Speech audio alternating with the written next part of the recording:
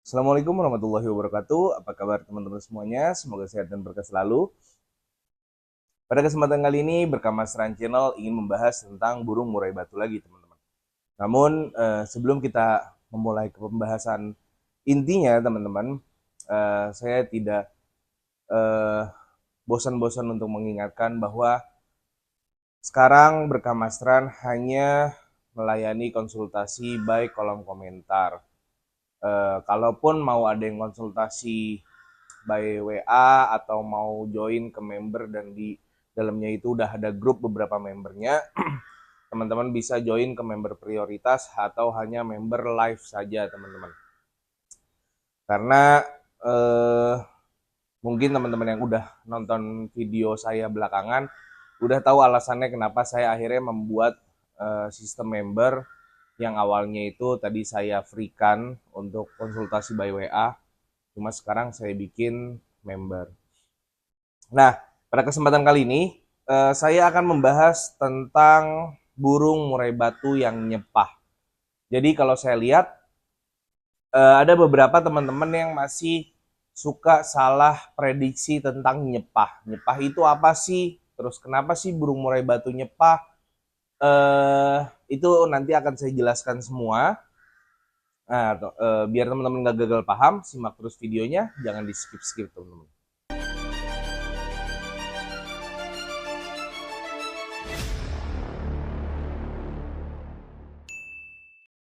Oke, kita bahas tentang murai batu yang nyepah. Gini teman-teman, kalau murai batu nyepah itu ada beberapa mitos yang dilakukan atau yang diyakini oleh beberapa kejauhan mania. Yang pertama kayak gini, burung kalau mau main nyepah biasanya kerjanya enak. Itu yang saya sering dengar ya teman-teman. Mungkin teman-teman juga pernah dengar. Itu mitos pertama. Terus mitos kedua, burung yang kalau sering nyepah itu berarti vokalnya bagus, volumenya kencang. Itu mitos kedua. Mitos ketiganya adalah burung kalau misalkan nyepah itu menandakan bahwa burung itu sehat. Saya di sini ingin mencoba menjelaskan dan mencoba untuk membuka wawasan teman-teman kicau mania. Dibilang gak setuju, iya saya nggak setuju dengan mitos-mitos tersebut. Karena ada data dan faktanya. Dibilang gak setuju 100% pun, saya ada setujunya juga. Mungkin saya akan jabarkan biar teman-teman paham kenapa saya ada setuju dan gak setujunya. Poin pertama, burung nyepah itu biasanya ada permasalahan dengan saluran pencernaannya. Bisa jadi burung tersebut kekenyangan, bisa jadi burung tersebut sedang mengalami diare yang akhirnya dia BAB-nya juga agak encer dan mengakibatkan dia memuntahkan makanannya lagi. Itu poin pertama. Ini by data karena yang ngomong dokter, bukan kata saya. Poin kedua, murai batu atau burung apapun yang nyepah itu ada kemungkinan kelebihan makan extra fooding, terutama yang lemaknya tinggi kayak ulet Hongkong atau ulet Jerman. Kalau dia terus-terusan diberikan dengan intensitas yang berlebihan, bisa mengakibatkan burung murai batu tersebut sering nyepah atau muntah. Karena dia terlalu banyak memakan lemak, akhirnya pencernaannya keganggu, akhirnya dia memuntahkan makanannya. Itu poin kedua. Poin ketiga, burung yang sering nyepah bisa jadi juga tidak cocok dengan makanannya. Jadi karena kita memberikan dia hanya fur, satu pilihan, dalam arti kita kan kalau memelihara murai batu kita prasmanin dia fur teman-teman. Dan furnya cuma satu, misalkan contohnya kita pakai gold coin hijau. Ya dari pagi sampai sore ya dia bakal ngeliat gold coin hijau itu gitu. Bisa dibilang suka nggak suka ya dia harus makan. Karena pada dasarnya kalau dia lapar ya mau nggak mau dia tetap harus makan fur itu sebelum kena jangkrik di pagi sore. Dia nggak suka pun ya dia tetap harus makan karena memang nggak ada pilihan lain yang mengakibatkan dia tetap memakan fur itu dan akhirnya karena dia tidak suka dimuntahkan lagi. Itu poin ketiganya. Poin keempatnya, burung murai batu yang sering nyepah itu biasanya teman-teman stres juga bisa. Jadi karena dia yang sedang stres, sedang gak mood, entah mental fighternya, entah birahinya ya, karena pasti stres itu mempengaruhi fighter dan juga birahinya. Dia jadi kurang mood makan teman-teman. Mungkin dia lapar, dia makan, sebatas hanya makan, tapi akhirnya dia muntahkan lagi. Ini berimbas juga ke sepahannya teman-teman. Namun terlepas empat hal yang tadi saya percaya, yang saya bilang stres, infeksi saluran pencernaan, kurang cocok dengan makanan, kebanyakan makan ulet-uletan yang memang mengandung lemak yang tinggi. Ada beberapa hal yang saya percaya juga bahwa misalkan memang burung nyepah, tapi intensitasnya tuh jarang, sesekali. Misalkan kayak 1 minggu paling dia nyepah sekali atau 2 kali, itu hal yang normal. Karena nyepah juga sebenarnya bagus kalau memang intensitasnya tidak terlalu sering, karena dia membersihkan saluran pencernaannya dia, membuang lendirnya dia teman-teman.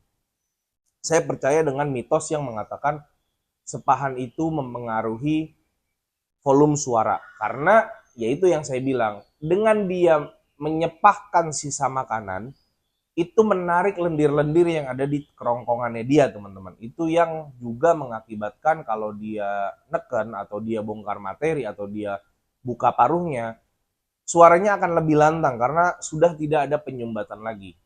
Tapi dengan mitos yang lain saya nggak percaya sama sekali, terutama yang burung nyepah sebelum main itu nandain burung itu bakal kerja enak. Ala bullshit, jangan dengerin teman-teman. Itu orang-orang yang fanatik burung tapi nggak pernah mau cari tahu dulu gitu apa istilahnya burung tuh kenapa seperti itu gitu. Cuma mungkin memang lagi keadaannya burung dia habis nyepah terus akhirnya dia kerja enak, yaitu bukan apa ya, bukan menandakan 100% burung nyepah itu udah pasti enak, memang lagi kebetulan aja.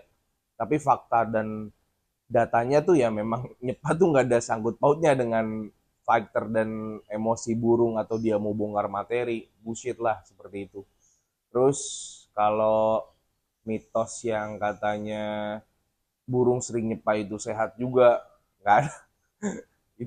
Itu lucu lagi, bahkan burung yang sering nyepah itu mencirikan bahwa ada beberapa kesalahan dengan perawatan kita, makanya infeksi saluran pencernaan, terus eh, kebanyakan ngasih ulet, terus kurang cocok dari fur, istilahnya itu kesalahan dari kita sebagai perawat, kurang kurang kurang sense lah ke si burungnya gitu. Kok tiba-tiba jadi burung itu mencirikan sehat? Nggak ada lah, nggak ada, itu sama sekali nggak ada. Makanya yang saya percaya itu hanya burung yang memang sesekali nyepah itu memang iya bagus karena mengeluarkan lendir-lendir di kerongkongannya dia, berbarengan dengan sepahannya dia, itu benar, itu fakta teman-teman. Makanya kalau teman-teman suka memperhatikan sepahan dia yang baru keluar, itu biasanya banyak lendir di furnya atau enggak di jangkriknya. Itu ngeluarin reak-reak yang ada di kerongkongannya. Seperti itu teman-teman. Nah, sepahan yang saya maksud ini berbeda ya teman-teman dengan sepahan kita menggurah. Gurah itu kita memaksakan dia untuk membuang lendir-lendir yang ada di kerongkongan.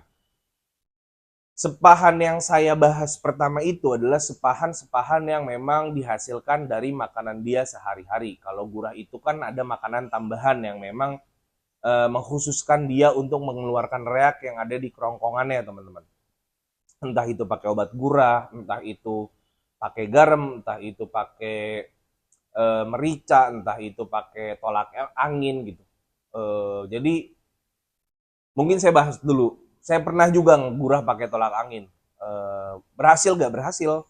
Jadi dibilang saya tuh dulu sering coba-coba ke murai saya gitu. Jadi apa yang saya bahas pasti pernah saya alami di kehidupan saya sendiri. Saya nggak pernah mau membahas konten saya nggak pernah mau membahas tentang burung atau settingan burung yang belum pernah saya pegang karena saya nggak mau kesalahan.